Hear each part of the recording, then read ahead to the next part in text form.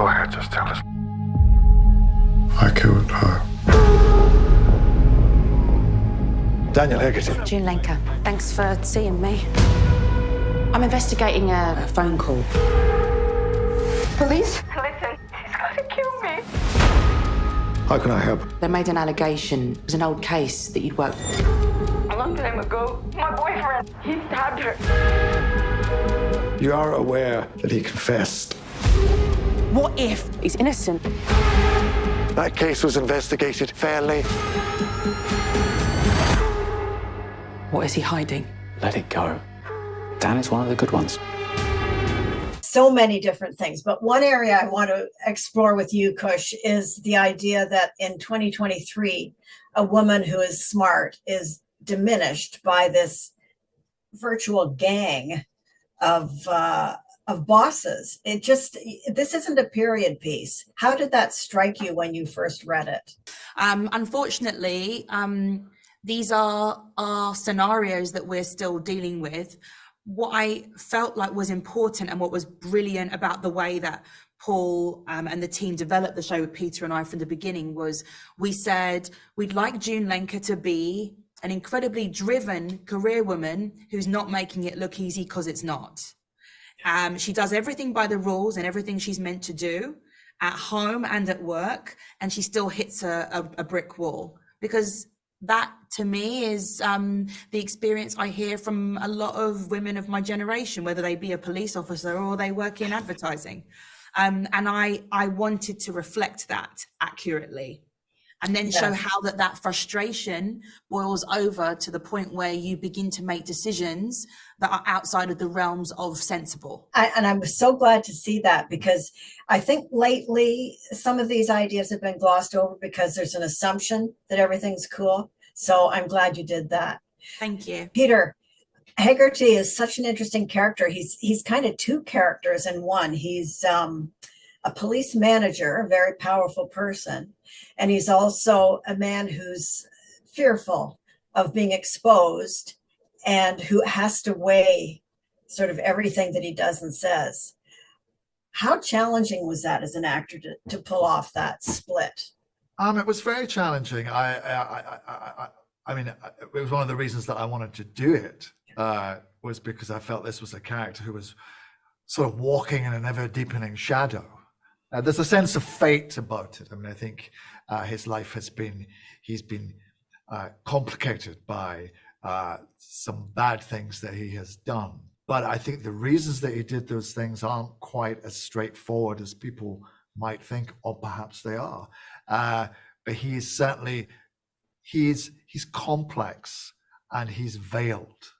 I mean, that was one of the things that really excited me about it, was that one of the things that I had to do was to figure out how to not tell the audience what I was thinking or what side I was on. Whereas a lot of the time as an actor, you are trying to be very direct and communicating cleanly.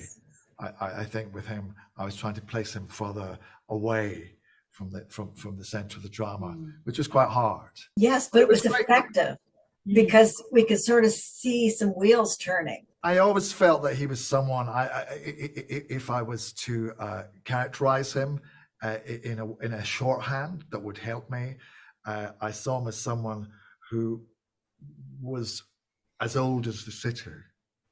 I felt that he belonged to London, although he didn't come from London. He was like one of those people, like myself. I mean, I've lived most of my life in London, although I come from Scotland.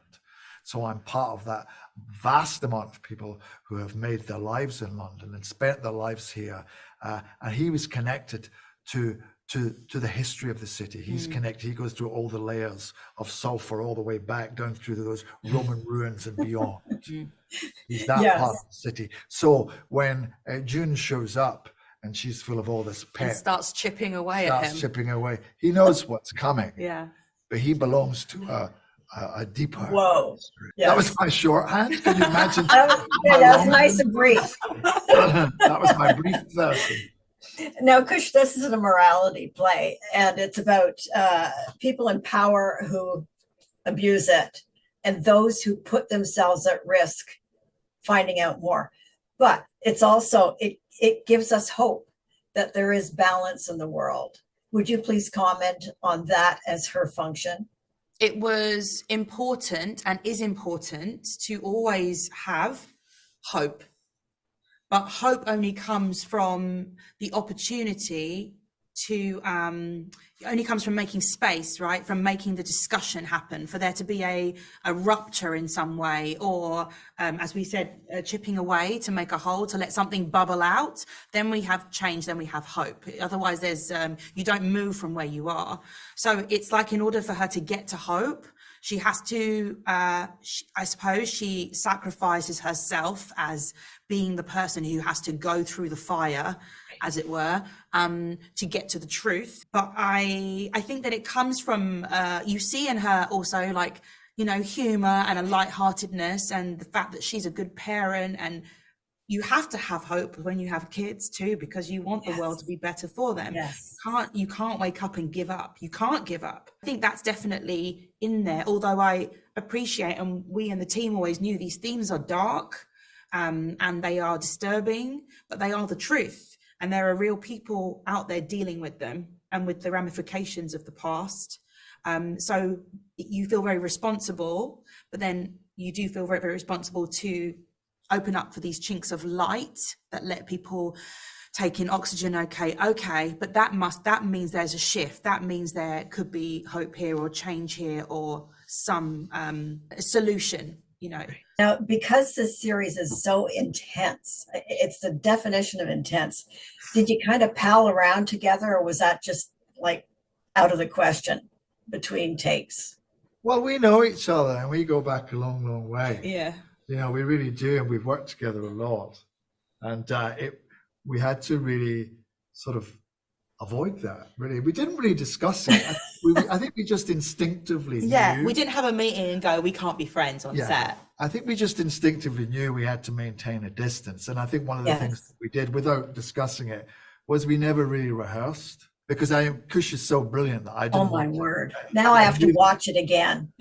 Well, I knew that she would do extraordinary things, but I wouldn't know where. He hoped. When, you know, and I wanted to be alive to that as the camera was rolling, not when it's not rolling, and you're just. When you know somebody quite well in real life, it is one of the hardest things to do, to act like you don't know them at all. It's not quite the same as knowing them really well in real life and going, let's play husband and wife, or let's play a duo, a police duo. These are two strangers. And on top of that, Hegarty is incredibly complex, to the point where you can't read what he's doing or how he's doing it. So I think it really helped. The distance really helped us. But because we are good friends, we didn't need to discuss it. We kind of both knew that's what we had to do. Great job, you two. Just a sensational series. Thank you so much. Thank you. Thank you very much. Thank you. There are things that nobody teaches you. Sometimes you have to go the extra mile. There's no shame in that. We got our man. No, you got a confession. We need to cover our backs. She's got it in for us. I think he wants to fight. I can do that. That's the game. Collateral damage. Do you know the difference between order and chaos? Are you going to stop me?